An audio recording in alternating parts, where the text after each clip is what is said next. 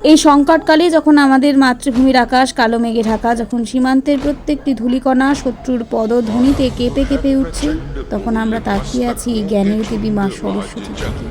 তার শান্ত সাম্য মূর্তি আমাদের মনে সাহস যোগায়, আমাদের পথ দেখায়। একদিকে যেমন মা সরস্বতী জ্ঞানালোক আমাদের পথপ্রদর্শক, তেমনি অন্যদিকে আমাদের বীর সৈন্যরা তাদের অদম্য সাহস আর দেশপ্রেম নিয়ে দিন রাত মাতৃভূমিকে রক্ষা করে চলেছেন। তাদের রক্ত আর ঘামে ভেজা মাটি আমাদের পরিচয়, আমাদের অহংকার।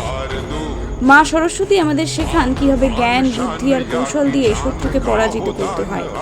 আর আমাদের সৈন্যরা সেই জ্ঞান আর কৌশলকে বাস্তবে রূপ দেন, নিজেদের জীবন বাজি রেখে দেশের সার্বভৌমত্ব রক্ষা করেন। যখন একটা বুলেট ছুটে আসে, তখন একজন সৈনিক শুধু তার সাহস নয়, তার প্রশিক্ষণ, তার বুদ্ধিমত্তাকেও কাজে লাগায়।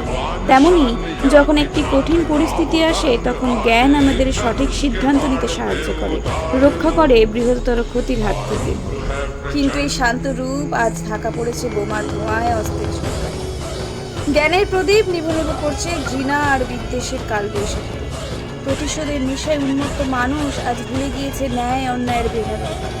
সীমান্তের দুপাশে তাই আজ শুধুই জমা হয়েছে ঘৃণা আর হারানোর যন্ত্রণা। মা সরস্বতীর শুদ্ধ বসন রঞ্জিত হয়েছে প্রতিশোধের লাল রঙ। বিদ্যার মন্দিরে প্রতিধ্বনিত হচ্ছে ধ্বংসের হুঙ্কার। জ্ঞানের দেবী আজ অসহায়ভাবে দেখছেন তার সন্তানদের আত্মঘাতের নিয়ন্ত্রণ।